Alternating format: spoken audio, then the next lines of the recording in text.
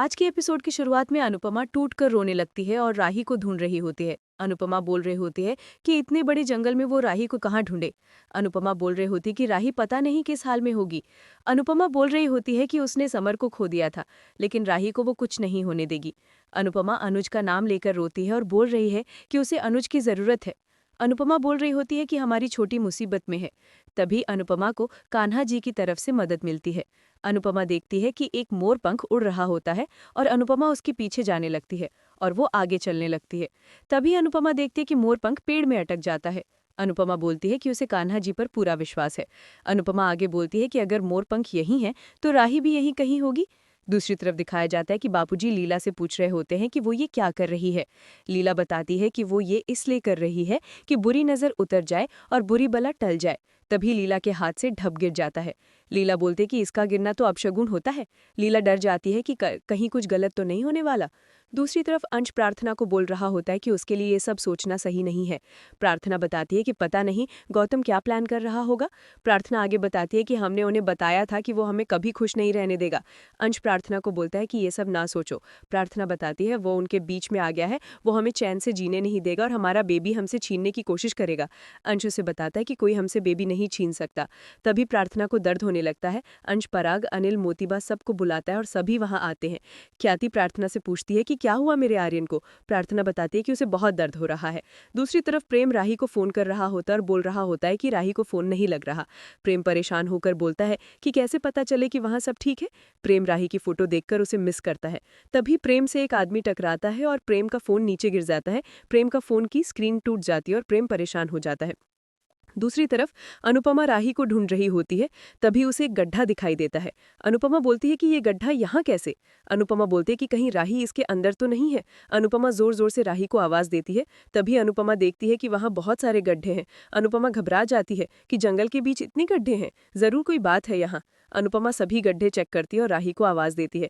दूसरी तरफ अंश प्रार्थना से पूछती है कि क्या वो ठीक है। प्रार्थना बताती है कि वो ठीक है। पराग अंश और प्रार्थना को बताता है कि उसके होते हुए तुम्हें कुछ भी नहीं हो सकता। अंश पराग को बोलता है कि अगर गौतम ने प्रार्थना को नुकसान पहुंचाने की कोशिश की तो वो उसे नहीं छोड़ेगा। पराग अंश को बताता है कि वो सिर्फ प्रार्थना के साथ रहेगा, बाकी सब वो संभाल लेगा। तभी वहां मीता आती है और सभी को बताती है कि वे बाहर चले, कुछ काम है। उसके बाद दिखाया जाता है कि देविका, किंजल, जसप्रीत सभी राही को ढूंढ रही होती है। सरिता देविका से पूछती है कि वो किसे फोन कर रही है। देविका बताती है कि वो भा की पत्नी को फोन कर रही है।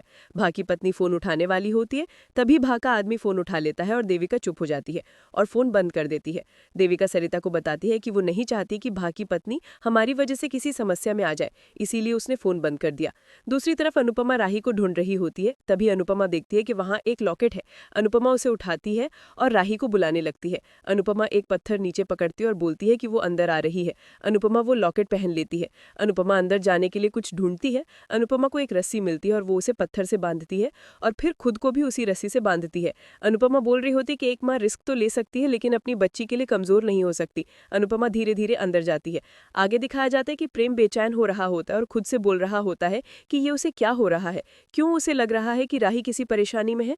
प्रेम परेशान होकर बोल रहा होता है कि राही का फोन भी नहीं लग रहा। प्रेम बोलता है कि अगर राही को कुछ हो गया तो खुद को माफ नहीं कर पाएगा। प्रेम परी को फोन करने का सोचता है और फोन करता है। दूसरी तरफ सभी राही और अनुपमा को ढूंढ रहे होते तभी परी को प्रेम की कॉल आती है। परी प्रेम से राही का पूछता है। तभी वहां देविका आती है और परी को बोलती है कि प्रेम को कुछ नहीं बताना। परी देविका को बोलती है कि हमें प्रेम को सब कुछ बता देना चाहिए और हो सकता है कि वो हमारी मदद करे। परी आगे बोलती है कि अगर राही को कुछ हो गया तो प्रेम हमें माफ नहीं करेगा। देविका मान जाती है। परी को बोलती है कि प्रेम से कहना कि ये बात किसी को न बताई जाए। प्रेम परी को बोलता है उसकी बात करवा दो राही से।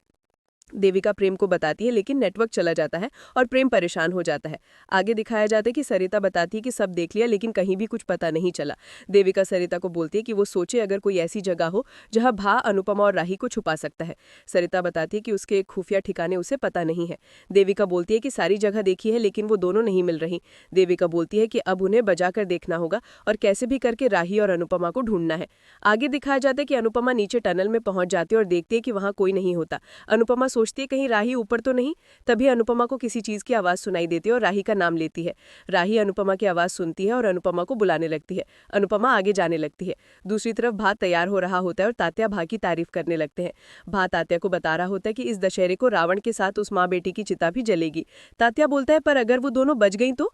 भा बोलता है कौन चाहेगा कि वो बचे ना, ऊपर आकाश न नीचे प्रकाश। भा बोलता है कि जंगल के जानवर उनका इंतजार कर रहे हैं। अनुपमा गांव को बदलने चली, लेकिन उसे ये नहीं पता सिर्फ हमारा ही रहेगा और हमारा ही रहेगा। भा बोलता है कि भाऊ वो सांप है जिसके जहर से कोई नहीं बच सकता। दूसरी तरफ अनुपमा आगे जाती है और उसे सांप नजर आता है और वो डर जाती है। दूसरी तरफ दिखाया जाता है कि मोतीबा और गौतम को लेकर घर आती हैं। पराग शौक हो जाता है और गुस्सा होता है। तभी वहां प्रेम भी आता है और गौतम पर चिल्लाकर बोलता है कि तेरी यहाँ आने की हिम्मत कैसे हुई। प्रेम गौतम पर हाथ उठाने लगता है, तभी मोतीबा उसे रोक लेती है। दूसरी तरफ राही अनुपमा को बुला रही होती है। राही बोल रही होती है कि उसे बचाओ। अनुपमा बोलती है कि वो आ रही है। अनुपमा शाम को बोलती है कि उसकी बेटी मुसीबत में, उसे जाने दो। और यहीं पर आज का एपिसोड खत्म होता है। अगले एपिसोड में जंगल में बारिश होने लगती है। अनुपमा राही को बोलती है कि वो कोशिश करे कि पत्थर हट जाए। राही बताती है कि उससे नहीं हो रहा। राही अनुपमा को बोलती है कि आप जाइए और अपनी जान बचाइए। राही बोलती है कि वो जिए या मरे उसे क्या।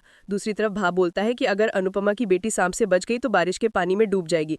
भा बोलता है अनुपमा चाहे कुछ भी करे लेकिन राही को बचा नहीं पाएंगे। दोस्तों, अगर आपको हमारी ये वीडियो पसंद आई हो तो हमारे चैनल को लाइक, शेयर और सब्सक्राइब करें। धन्यवाद।